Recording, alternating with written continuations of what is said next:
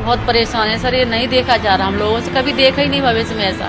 कई मरीज ऐसे होते हैं जो सुनते भी नहीं हैं। जब किट पहनते हैं 2-2 3-3 घंटे किट पहने रहते हैं तो उसमें बहुत दिक्कतें तो होती हैं।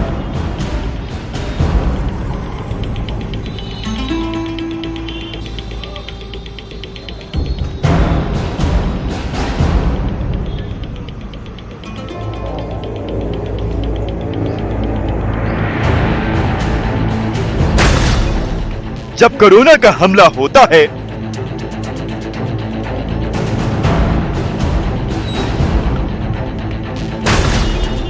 तब कोरोना योद्धा उनसे भिड़ते हैं।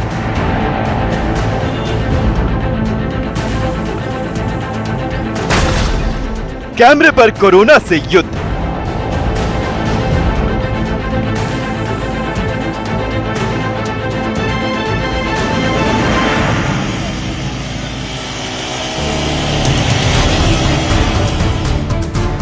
मीडिया वर्कर होने की वजह से न्यूज 18 की टीम को भी फ्रंट लाइन पर रहकर देश और दुनिया तक हर खबर पहुंचाने की जिम्मेदारी है।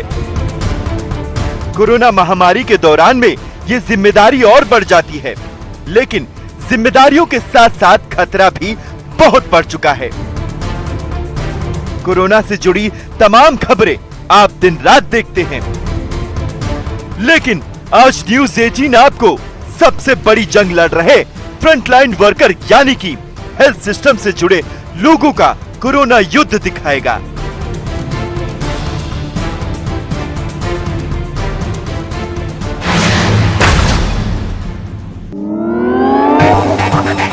जब किसी को भी कोरोना का कोई लक्षण होता है तो वो सीधे रुख करता है अस्पतालों का। यूपी के नोएडा सेक्टर 30 में जिला अस्पताल में आज का दिन रात गहमा गहमी रहती है। सुबह से शाम तक कोरोना टेस्ट के लिए लाइनें लगती हैं। हम आपको हेल्थ सिस्टम के 4 सबसे बुनियादी वॉरियर का कोरोना युद्ध दिखाते हैं। कोरोना के लक्षण आते ही सबसे पहले आपको कराना होता है जांच के लिए रजिस्ट्रेशन। देखिए यहाँ कोरोना संभावित लोगों की मदद कैसे होती है। कोरोना की दूसरी लहर को मात देने के लिए जब डॉक्टर्स और एक्सपर्ट्स की तरफ से यह सुझाव दिया जाता है कि सब कोई अपने घरों में रहें, लेकिन कोरोना के खिलाफ लड़ाई फ्रंट से एक तबका लड़ रहा है लगातार, कोरोना वॉरियर्स, और डॉक्टर और हेल्थ केयर वर्कर्स इस लड़ाई में सबसे आगे हैं। मैं नीरज कुमार, न्यूज 18 इंडिया से आज एक अस्पताल में हूं नोएडा के, और यहाँ देखेंगे कि कैसे कोरोना के खिलाफ लड़ाई जारी है। दिन रात हेल्थ वर्कर्स यहाँ काम कर रहे हैं। ये जो आप पंक्ति देख रहे हैं, ये लोगों की लाइन देख रहे हैं, ये वो लोग हैं जो यहाँ कोरोना टेस्टिंग कराने पहुंचे हैं और पहले रजिस्ट्रेशन किया जाता है। लेकिन आज बात होगी कोरोना वॉरियर्स की। मरीजों की बात हम लगातार कर रहे हैं, अस्पतालों में बात कर रहे हैं या दूसरे जगहों की बात करते हैं, ऑक्सीजन प्लांट की बात करते हैं, लेकिन आज सिर्फ बात करेंगे कोरोना वॉरियर्स की, हेल्थ वर्कर्स की, जो दिन रात मेहनत करके यहाँ काम करे। अखिलेश, कितने दिनों से आप यहाँ कर रहे हैं काम? जी मैं तो 5 साल हो गए मुझे करते हुए। 5 साल। लेकिन इस तरह का दौर तो पहले नहीं देखा। फर्स्ट टाइम ऐसा दौर जो 1 साल से कंटिन्यू चला आ रहा है। अगर ये प्रिकॉशन अभी नहीं सुधरा तो आगे और भयावह हो सकती है। हाँ जी। तो क्या क्या, जैसे आप आते हैं, घर से निकलते हैं, डेली आपको पेशेंट से 2-4 होना पड़ता है, तो कैसे अपनी सुरक्षा कैसे करते हैं, घर में लोगों को सुरक्षित कैसे रखते हैं? जो कोविड के प्रिकॉशन है वो तो हम लोग अपनाते ही हैं, और साथ साथ ये भी करते हैं कि पब्लिक अपनी जागरूकता अपनाए और इसको अपनाए ताकि ये फैलने से बचे और खुद सेफ हो और बाकी दुनिया को भी सेफ करें।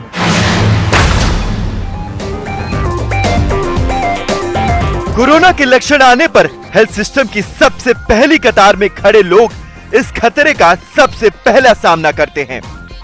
अगर रजिस्ट्रेशन नहीं होगा तो टेस्ट नहीं होगा। यहाँ लोगों की भीड़ हर रोज बढ़ती जा रही है। 12 घंटे लगातार काम करना पड़ता है। ये लोग कई महीनों से अपने परिवार से खुद ही दूर रहते हैं ताकि वायरस का खतरा न फैल सके। कोरोना संक्रमण आप तक न पहुंचे, इसको कैसे सुनिश्चित करते हैं?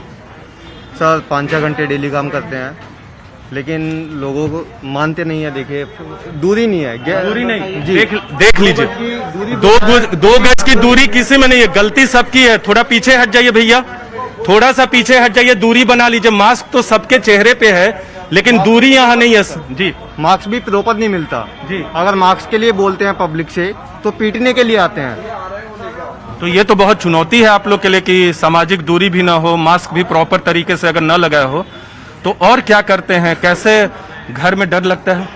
हाँ जी सर, अकेले रहते हैं ऊपर जी। और क्या क्या घर में क्या करते हैं बतौर corona warriors, health care workers, आप लोग क्या करते हैं कि कोरोना आप तक न पहुंचे? सर एक तो हम परिवार से दूर रहते हैं, ऊपर अकेले रूम में रहते हैं। उसके बाद हल्दी का दूध पीते हैं ताकि इम्यूनिटी बनी रहे। डर लगता है? नहीं सर। कोरोना टेस्ट के लिए रजिस्ट्रेशन के बाद लोगों का सैंपल लिया जाता है। जिनका रजिस्ट्रेशन हो जाता है वो सैंपल वाले काउंटर पर पहुंच जाते हैं। यहां भी हर सैंपल लेने के दौरान कोरोना का खतरा बहुत ज्यादा रहता है, क्योंकि नाक और गले से स्लैब लेते समय मरीज के शरीर में अलग अलग कोरोना वायरस हुआ तो उससे सबसे पहला खतरा सैंपल लेने वाले को ही रहता है। नीरज, कैसे अपने आप को सुरक्षित रखते और कैसे पहले ये सैंपल आप लोग कैसे कलेक्ट करते हैं ये बताइए। सैंपल हम सैंपल के दो स्वैब होती हैं, एक नोजोफ्रेंजल होती है, एक ओजोफ्रेंजल होती है। जो ओजोफ्रेंजल होती है हमें मुंह में डालनी होती है और जो नोजोफ्रेंजल होती है हमें नोज में डालनी होती है। उन दोनों को हम सैंपल लेते हैं। सैंपल लेके हम अपनी ये क्या नाम है कोरोना टेस्टिंग की VTM फाइल होती है। ये तो हो गया, क्या आप लीजिए, कैसे लेते हैं? इनका ले लिया आपने? हाँ जी ठीक है। तो ये बताइए कि इसमें बहुत सारे जो सैंपल लेते हैं उसमें बहुत लोग पॉजिटिव भी आते हैं, निगेटिव भी बहुत आते हैं, इसलिए हम तो कैसे ये सुरक्षा? ग्लव्स के दो पेयर यूज करते हैं। क्या नाम है कुछ थोड़ी देर में ग्लव्स को हम चेंज भी करते रहते हैं। तो अपनी सुरक्षा बाकी कैसे करते हैं? यहाँ से आप जाते हैं घर में, आपके लिए कितना मुश्किल होता है? भैया हम गर्म पानी से नहाना, हमें जाते ही जाते ही हम सैनिटाइजिंग करते हैं अपने आप को, फिर सैनिटाइजर डाल के गर्म पानी से ही नहाना होता है हमें। न्यूज 18 ने कोरोना से लड़ने के लिए पहली कतार में खड़े हेल्थ वर्कर्स के कामकाज को लेकर लोगों से बातचीत की। हालांकि आजकल अस्पतालों में भीड़ ज्यादा है, लेकिन काम के दबाव के बावजूद हेल्थ वर्कर अपनी जिम्मेदारियां निभा रहे हैं। कैसा ये लोग काम कर रहे हैं, हेल्थ केयर वर्कर्स हैं जो इस दौर में, महामारी के दौर में? काम तो आप देख ही रहे हैं, जैसे वहाँ पे लाइन लगी है और वहाँ पर सुबह से ही बैठे हुए हैं। हालांकि मैं भी सुबह से आया हूँ 8 बजे से, लेकिन 8 बजे से लेकर कंटिन्यूअसली वो लोग लगे हुए हैं जो भी हेल्थ केयर वर्कर्स हैं। हालांकि पूरा सिस्टम जो है हेल्थ केयर वर्कर्स के बेसिस पे ही चल रहा है, क्योंकि अगर ये सपोर्ट नहीं करेंगे तो बेसिकली हम जैसे पेशेंट कहाँ पे जाएंगे।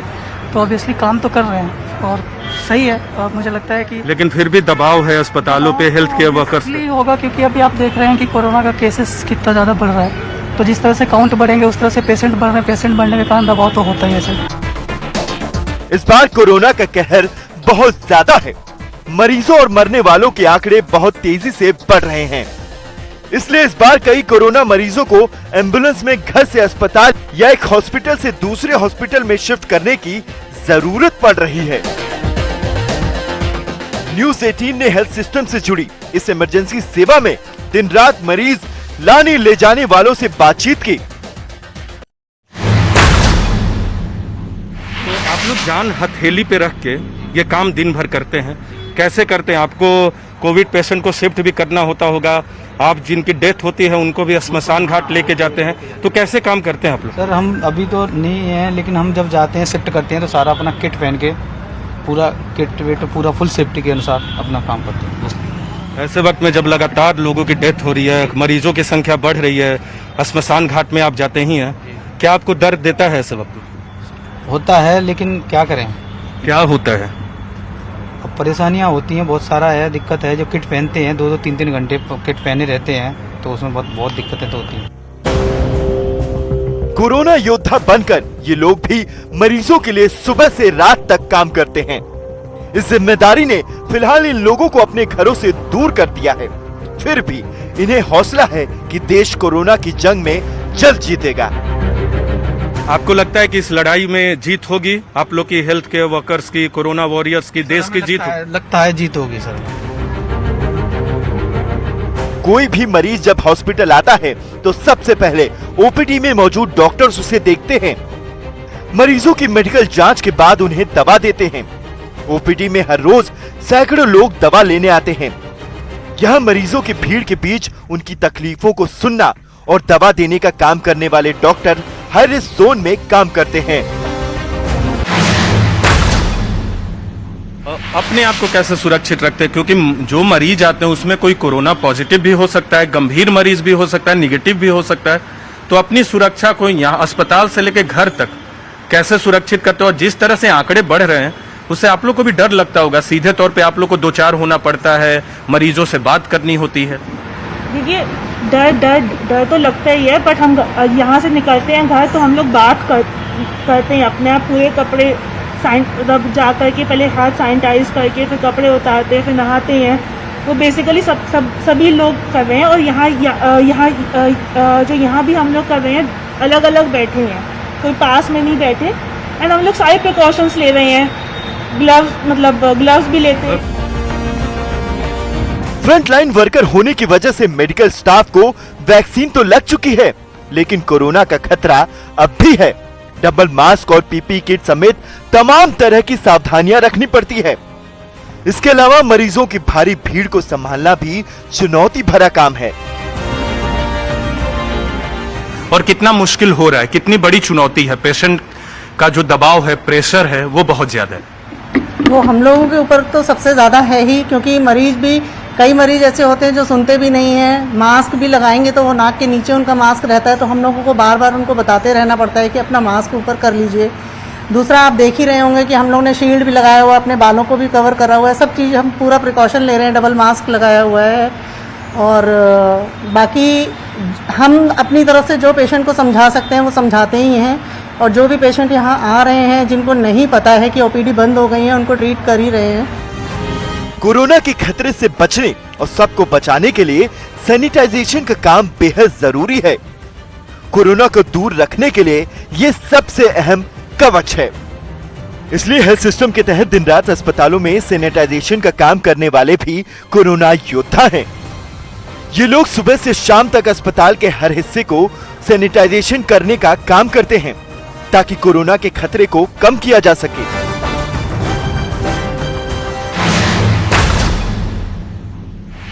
अपनी सुरक्षा कैसे करते हो? आप तो खुद कोरोना वॉरियर, तो हेल्थ वर्कर्स हो। सर क्या करें, बस सब पब्लिक की हेल्प ही है सारा कुछ। ये डर नहीं लगता? डर क्या है सर, जो नसीब में लिखा वो होगा। कोरोना महामारी में सबसे दुखद पहलू ये है कि हर रोज हजारों लोग अपनों को खो रहे हैं। जिन लोगों की अस्पताल में मौत होती है उन्हें संभालना काफी मुश्किल होता है, क्योंकि अक्सर लोगों का गुस्सा हॉस्पिटल के स्टाफ पर उतरता है। इसके अलावा मरीजों के साथ उनके तीमारदार की भीड़ भी अस्पताल में दाखिल होती है, तो उनकी चेकिंग के काम सुरक्षा कर्मी करते हैं। ये भी हर वक्त कोरोना वायरस के खतरे के बीच दिन रात ड्यूटी कर रहे हैं। आप बताइए, पहले तो आप लोगों ने वैक्सीन लिया है? आप लोग यहाँ दिन लिया है हमने। हाँ सर, हमने वैक्सीन लिया है। अभी थोड़ी देर पहले आप बहुत भावुक थी, क्यों? सर यहाँ सुबह से लेकर शाम तक इतने लोग आ रहे, डेड बॉडी हम लोग देख देख के हमारा दिल ऐसे कांप रहा है सर। बहुत परेशान हो रहे, क्या भगवान कर रहा है, कुछ नहीं, बहुत परेशान है सर। ये नहीं देखा जा रहा, हम लोगों से कभी देखा ही नहीं भविष्य में ऐसा। तो यहाँ तो कोरोना के मरीजों को रखा नहीं जा रहा है? नहीं सर, वो 39 में जा रहे हैं। यहाँ बस ऑक्सीजन जिनको कम हो रही है बस उन्हीं को दी जा रही है, बाकी तुरंत बस वही हो रहा है सर। तो यहाँ भी मतलब जो कोरोना के मरीज हैं और ऑक्सीजन कम हो रहा है उनको लाया जाता है? हाँ सर, उनको लाया जाता है, ऑक्सीजन उनको बराबर मिल रही है। लेकिन गाड़ी में आते रास्ते में यहाँ आते डेड बॉडी खत्म हो जाती है। अंदर जितना हो रहा है वो बराबर चल रहा है, सब कुछ सही हो रहा है। थोड़ी देर पहले आप रो रही थी? हाँ सर, वो रो रहे थे, उनको देख के वो लोग रो रहे सर। हमारा भी दिल इतना परेशान है, क्या करे सर, कभी देखा नहीं है। पीछे एक डेड बॉडी है, ये अब से थोड़ी देर पहले डेथ हुई है इनके पीछे हमारे। हाँ जी सर, हाँ थोड़ी देर पहले डेथ हुई है। 2 लोग अंदर पड़े हैं सर, तीसरी अंदर, एक और इमरजेंसी, 4 लोग यहाँ पे अभी खत्म हो गए 1 घंटा।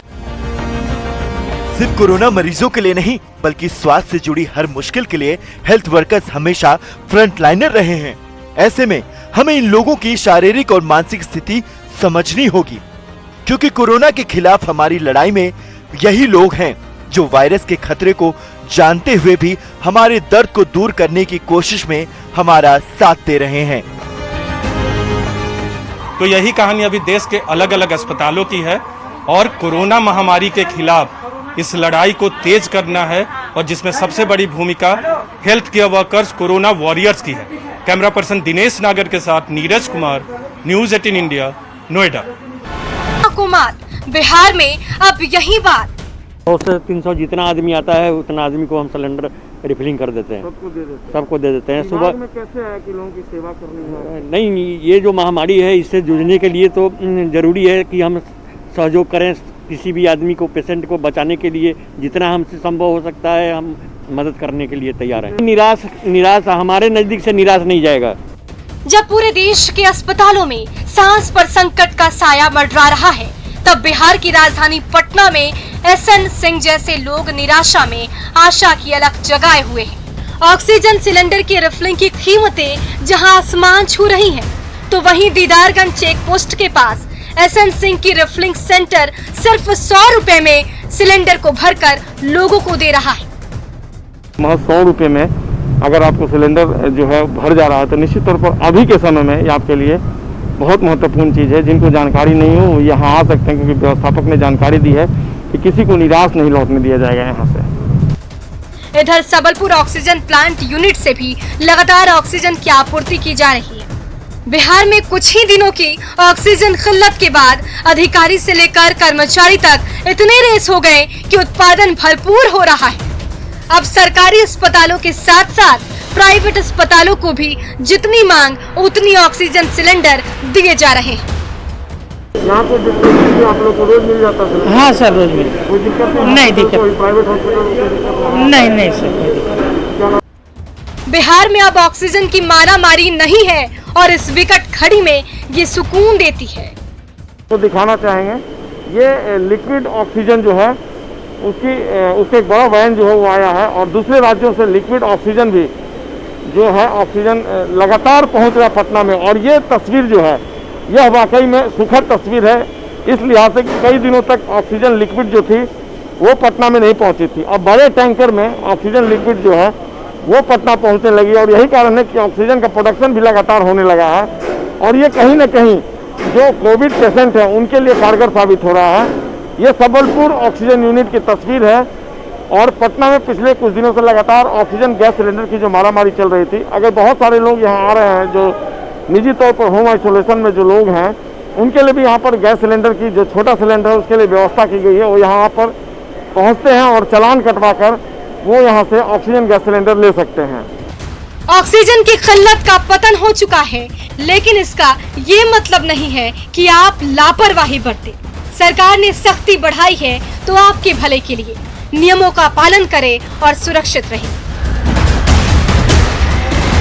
पटना से संवाददाता संजय कुमार की रिपोर्ट।